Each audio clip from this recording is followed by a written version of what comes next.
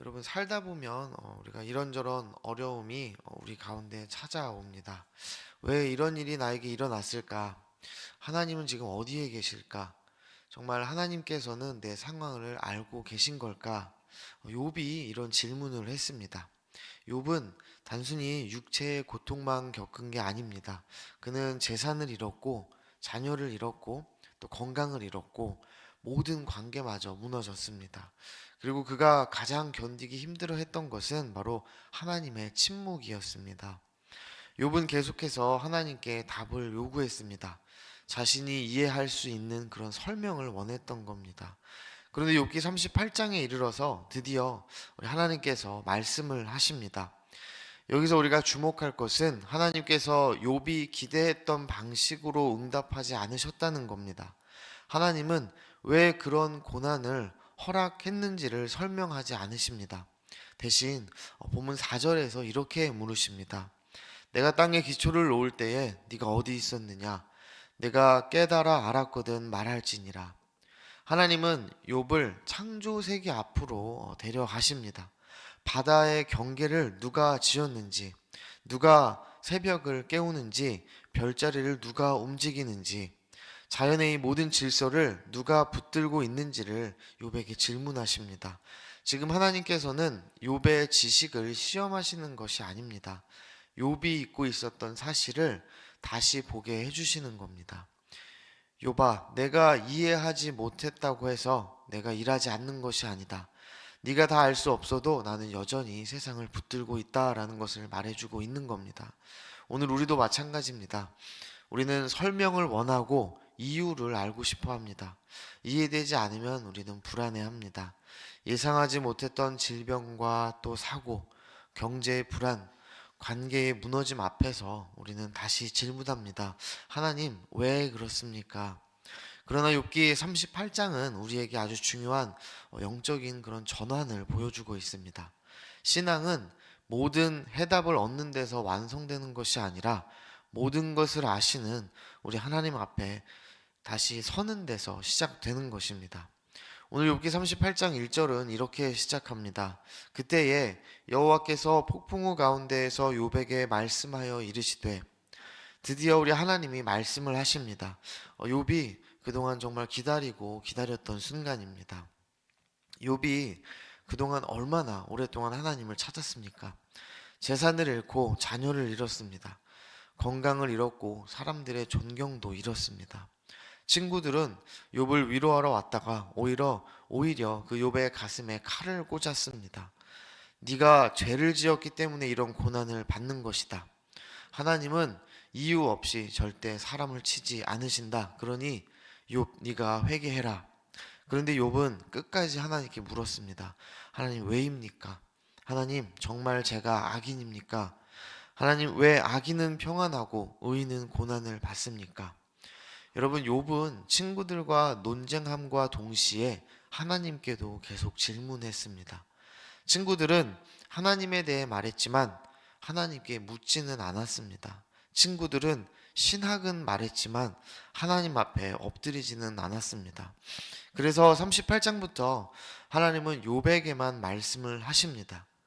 하나님께서 욥에게 찾아오세요. 왜냐하면 욥은 상처 가득한 그 속에서도 하나님을 놓지 않았기 때문입니다. 욥의 질문은 불신앙의 질문이 아니라 하나님을 붙든 사람의 그런 질문이었습니다. 질문이 의심에서 나온다고 생각해서 우리는 때때로 신앙의 질문을 믿음이 없는 것으로 간주할 때가 있습니다. 그러나 여러분, 믿음은 질문이 없는 상태가 아닙니다. 믿음은 어떤 질문을 가지고도 하나님께 나아가는 것입니다. 의심이 생길 수 있고 또 우리의 머릿속에서 이해되지 않을 수도 있습니다. 기도가 내 생각대로 응답되지 않을 수도 있습니다. 또 내가 배운 신앙과 내 현실이 너무 다를 수도 있습니다. 이때 중요한 것은 질문이 있느냐 없느냐가 아니라 그 질문을 어디로 가져가느냐입니다. 불신앙은 질문을 가지고 하나님을 떠나지만 우리 믿음은 질문을 가지고 하나님께 나아가는 겁니다. 여러분 아시다시피 도마가 그랬습니다. 부활하신 예수님을 믿지 못했습니다. 내가 그의 손의 못자국을 보며 내 손가락을 그 못자국에 넣으며 내 손을 그 옆구리에 넣어보지 않고는 내가 믿지 아니하겠노라 고백했습니다. 그런데 예수님은 그런 도마에게 찾아와 주십니다. 그리고 상처를 보여주시며 이 도마의 의심을 나의 주님이시요 나의 하나님이시니이다 라는 이런 믿음의 고백으로 바꿔버리셨습니다. 그러니 여러분, 이해되지 않을 때에는 하나님께 부르짖고 또 질문하고 울부짖으셔도 괜찮습니다. 우리 하나님은 질문하는 자를 책망하는 분이 아니라 그 질문 속에서 하나님을 기다리는 자를 찾아오시는 분이십니다. 믿음과 진리를 위한 우리의 그 모든 질문들을 깊은 신앙으로 인도하시는 겁니다. 그렇다면 하나님께서는 이 욥의 모든 질문에 언제 답을 주셨을까요? 성경을 보면 욥의 말이 멈춘 뒤에 말씀하십니다. 욥은 그동안 친구들이 자신을 정죄할 때마다 열심히 대답했습니다. 억울하니까 더 말했고 틀렸으니까 더 강하게 반박했습니다. 친구들이 자신을 죄인으로 몰아가니까 정말 최선을 다해서 욥은 변론한 겁니다. 그런데 32장부터 엘리후라는 사람이 등장합니다. 젊은 엘리후가 욥을 향해 아주 길게 말합니다. 무려 32장부터 37장까지 엘리후의 말이 나옵니다. 그런데 이상하게도 욥은 아무 대답도 하지 않습니다. 그냥 침묵합니다. 변론하고 논쟁하던 욥이 입을 꾹 닫은 겁니다. 그렇게 변론과 논쟁을 멈추고 침묵하자 그 침묵 끝에 드디어 우리 하나님께서 말씀을 하시는 겁니다. 마치 하나님께서 이 욥의 침묵을 기다리신 것 같이 욥의 말이 멈추자 우리 하나님의 말씀이 흐르기 시작한 겁니다. 사랑하는 성도 여러분, 우리의 말이 많아질수록 우리의 기도는 줄어들 수밖에 없고 우리의 변명이 커질수록 하나님의 음성은 작아질 수밖에 없습니다. 내가 나를 지키려고 할수록 하나님께 맡기는 내 믿음은 약해지는 겁니다. 그래서 하나님은 때로 우리를 침묵의 자리로 데려가십니다. 내가 더 이상 설명할 수 없는 그 자리, 더 이상 내가 변명할 수 없는 자리, 더 이상 내가 사람을 설득할 힘이 없는 자리로 나를 데려가십니다. 그런데 여러분, 우리가 꼭 기억할 것은 그 자리가 끝이 아니라 시작의 자리라는 겁니다. 왜냐하면 내 말이 끊기는 그 자리에서 우리 하나님의 말씀이 시작되기 때문입니다. 욥이 침묵했을 때 하나님께서 어떤 말씀을 하셨을까요? 많이 힘들었지. 내가 다 알고 있다. 이렇게 위로해 주실 줄 알았습니다. 그런데 우리 하나님의 첫 말씀은 조금 뜻밖입니다. 우리 2절 말씀을 보시면 이렇게 기록합니다. 무지한 말로 생각을 어둡게 하는 자가 누구냐? 사실 욥은 지금 위로가 필요한 사람입니다. 또 아주 자세한 납득할 만한 그런 설명이 필요합니다. 왜 이런 고난을 받았는지 그 답을 듣고 싶었습니다. 그런데 우리 하나님께서는 답을 주지 않으시고 오히려 4절에서 이렇게 질문하십니다. 내가 땅에 기초를 놓을 때에 네가 어디 있었느냐?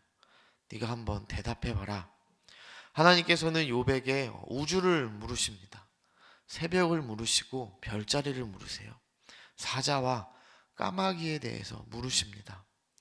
욥이 대답할 수 없는 질문을 쏟아 부으셨습니다. 도대체 왜 그러셨을까요? 네가 모르는 세계도 내가 다 붙들고 있다. 네가 이해하지 못하는 이 우주도 내가 다스리고 있다. 온 세상이 다 내 손 안에 있다. 그러므로 너도 내 손 안에 있고 네 고난도 내 손 안에 있는 것이다. 하나님은 욥에게 고난의 이유는 설명해 주지 않으셨습니다. 대신에 우리 하나님께서는 하나님 자신을 보여주신 겁니다. 이유보다 더 크신 하나님, 해답보다 더 크신 하나님, 고난보다 더 크신 하나님을 하나님께서는 욥에게 보여주신 겁니다. 여러분, 믿음은 모든 이유를 다 아는 것이 아닙니다. 믿음은 모든 이유를 다 몰라도 전능하신 하나님을 신뢰하는 게 믿음입니다. 우리는 하나님의 모든 섭리를 다 이해할 수 없습니다. 왜 고난이 나에게 찾아왔는지, 왜 내가 눈물을 흘려야 하는지, 왜 내가 지금 침묵해야 하는지. 그러나 여러분, 모르는 것이 하나님이 안 계시다는 뜻이 아닙니다. 이해되지 않는 것이 하나님이 나를 사랑하지 않는다는 뜻도 아닙니다. 하나님은 욥에게, 그리고 오늘 저와 여러분에게 답을 보라고 말씀하시는 것이 아니라 하나님을 보라고 말씀하시는 겁니다. 상황을 해석하려고만 하지 말고 전능하신 하나님을 바라보라는 겁니다. 그런데 여러분, 욥기의 이야기는 욥에서만 끝나지 않습니다. 욥기 38장에서 하나님은 폭풍 우 가운데서 말씀하셨지만 성도인 우리에게는 예수 그리스도를 통해서 오늘도 말씀하십니다. 오늘 우리도 욥처럼 질문합니다. 하나님, 도대체 왜입니까? 그런데 하나님께서는 때때로 이유를 설명하시기보다는 십자가를 우리에게 보여주십니다. 성도인 우리의 모든 질문의 답은 결국 십자가이기 때문입니다. 왜냐하면 십자가는 우리 주님께서 우리를 외면하지 않으셨다는 가장 확실한 증거이기 때문입니다. 나의 모든 질문에 주님께서는 말씀하시는 겁니다. 내가 너를 위해서 이 땅에 와 십자가를 졌다. 여러분, 우리는 여전히 오늘 우리의 모든 이유를 알 수가 없습니다.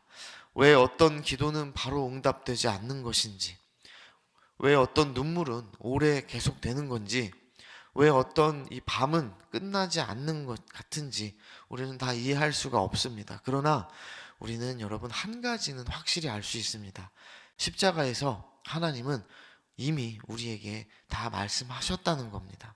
나는 너를 버리지 않는다. 나는 네 고난 밖에 서 있는 하나님이 아니라 네 고난 안으로 들어간 하나님이다. 욥은 폭풍우 가운데 하나님을 만났지만 우리는 오늘 십자가와 그 빈 무덤에서 하나님을 만납니다.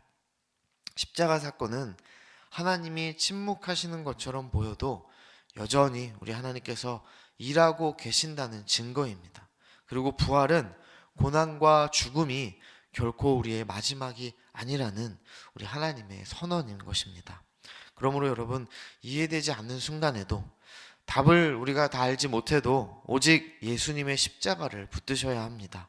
우리의 믿음은 모든 상황을 이해했기 때문이 아니라 예수 그리스도께서 나를 끝까지 사랑하신다, 이 사실 위에 서 있기 때문입니다. 고난을 경험만 하는 사람은 오늘 무너지겠지만 고난 속에서 우리 하나님을 보는 사람은 여러분 증인이 되는 겁니다. 오늘 저와 여러분이 그런 예수님의 증인이 되기를 간절히 소망합니다. 그래서 내가 주께 대하여 귀로 듣기만 하였으나 이제는 눈으로 주를 배움나이다 라는 이 욥의 고백이 우리 삶의 고백되기를 간절히 소망합니다. 우리 가정의 고백이 되고 우리 자녀들의 고백이 되기를 이 시간 간절히 소망합니다.